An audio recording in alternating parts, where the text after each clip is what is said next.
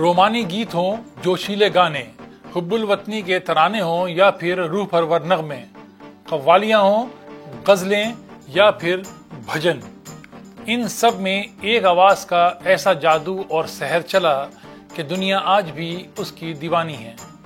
क्योंकि ये दिल की आवाज़ थी, दिलों को छूती थी, इसलिए दिलों पर हुक्मरानी यानी हुकूमत करती थी। यही वजह है कि आज वो इंसान दुनिया में नहीं, लेकिन उसकी आवाज़ दुनिया में गूंज रही है। साथ ही दुनिया कह रही है कि इस आवाज़ का कोई सानी नहीं, यानी तुम सा कोई नहीं। मैं हूं मंसूरुद्दीन फरीदी और आप देख रहे हैं बाखबर।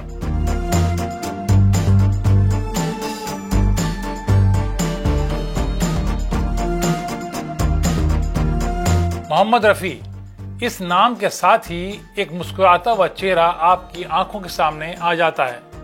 साथ ही उसकी सुरीली आवाज़ भी कानों में गूंज उठती है। बॉलीवुड में मोहम्मद रफ़ी की आवाज़ का जादू तकरीबन 40 साल तक छाया रहा। इस दौरान उन्होंने हिंदुस्तान की 14 ज़बानों में 7,000 से ज़्यादा गाने गाए। रफ़ी साहब ने शंकर जयकिशन, S.D. बर्मन और लक्ष्मीकांत प्यारेलाल जैसे म्यूजिक डायरेक्टर्स के साथ बॉलीवुड को नाकाबिले फरामोश गीतों की सौगात दी, बल्कि अपने दौर के फिल्मी सितारों को इस आवाज़ से उरूज बख्शा, जिसमें देव आनंद, शम्मी कपूर, दिलीप कुमार, गुरुदत्त, धर्मेंद्र, अमिताभ बच्चन और ऋषि कपूर जैसे नाम शामिल हैं।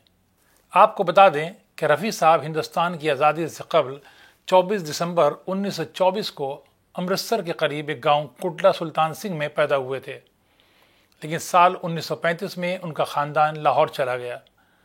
उनके वालिद का सलून था।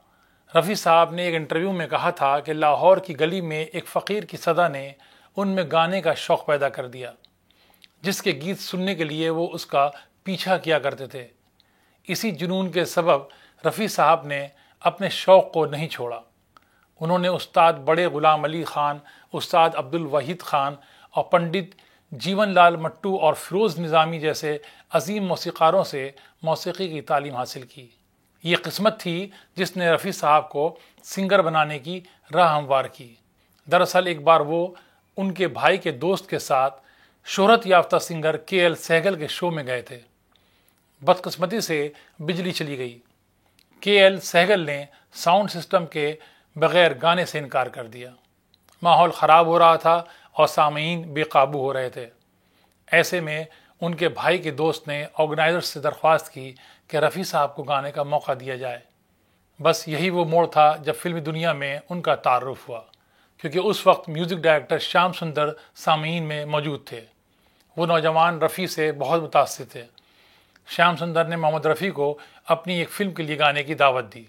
चुनांचे 1944 में 20 साल की उम्र में रफ़ी साहब ने अपनी पहली फ़िल्म के लिए गाना गाया। ये फ़िल्म पंजाबी गुल बलूच थी। इसके बाद 1944 में रफ़ी साहब ने मुंबई का रुख किया। श्याम सुंदर की फ़िल्म गाँव की गौरी से अपना नया सफ़र शुरू किया। उसके साथ नौशाद साहब की फ़िल्म पहले आप में अपनी आवाज़ का जादू जगाया। साल 1949 में रफ़ी साहब का गाना सुहानी रात ढल चुकी ज़बरदस्त हिट हुआ। बहरहाल 1960 से रफ़ी साहब का गोल्डन पीरियड शुरू हुआ, जब उन्होंने 14वीं का चांद में टाइटल सॉन्ग से अपना फिल्म फेयर अवार्ड हासिल किया। अगले 10 साल तक बॉलीवुड के नामवर म्यूज़िक डायरेक्टर्स मदन मोहन रवि, लक्ष्मीकांत प्यारेलाल, शंकर जयकिशन के साथ बहुत सी हिट फिल्में दी, लेकिन 1970 के बाद उनके जवाल का दौर था, या किशोर कुमार का उरूज था। आराधना की कामयाबी के बाद किशोर कुमार ने मकबूलियत हासिल की और बहुत से ऐसे प्रोजेक्ट्स लेने लगे जो पहले रफ़ी साहब के पास थे। लेकिन 1977 में फिल्म फेयर अवार्ड और नेशनल अवार्ड दोनों जीतकर रफ़ी साहब ने ज़बरदस्त वापसी की और अपनी आखिरी सांस तक इसी मुकाम पर डटे रहे। बात हुब्बुल वतनी के बोल की करते हैं।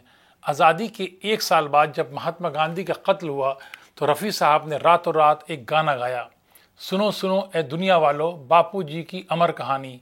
इस गीत को उस वक्त के वज़ीर आज़म जवाहरलाल नेहरू ने बहुत पसंद किया था और आज़ादी के पहले जश्न पर रफ़ी साहब को सिल्वर मेडल भी दिया था। रफ़ी साहब को कौमी और बैनुल-अक़वामी अवार्ड से नवाजा गया। 21 मरतबा फिल्म फेयर अवार्ड्स के लिए नामजद हुए थे, जिनमें से 6 बार वो जीतने में कामयाब रहे। उन्होंने 1977 में नेशनल फिल्म अवार्ड भी जीता था, जबकि 1967 में हुकूमत हिंद की तरफ से पद्मश्री अवार्ड से नवाजा गया। मोहम्मद रफ़ी सिर्फ स्टूडियो के सिंगर नहीं थे, उन्होंने लाइव शो कल्चर को उरूज बख्शा।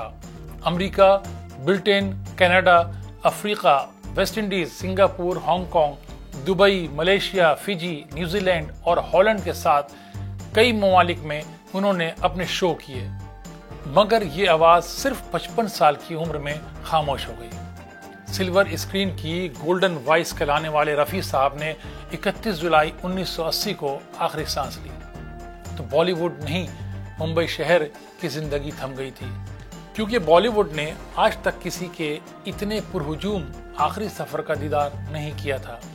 और यकीनन हर किसी के कानों में उनका यही गीत गूंज रहा था कि तुम मुझको यूं ना भुला पाओगे। इस पेशकश में इतना ही, इजाज़त दें, शुक्रिया।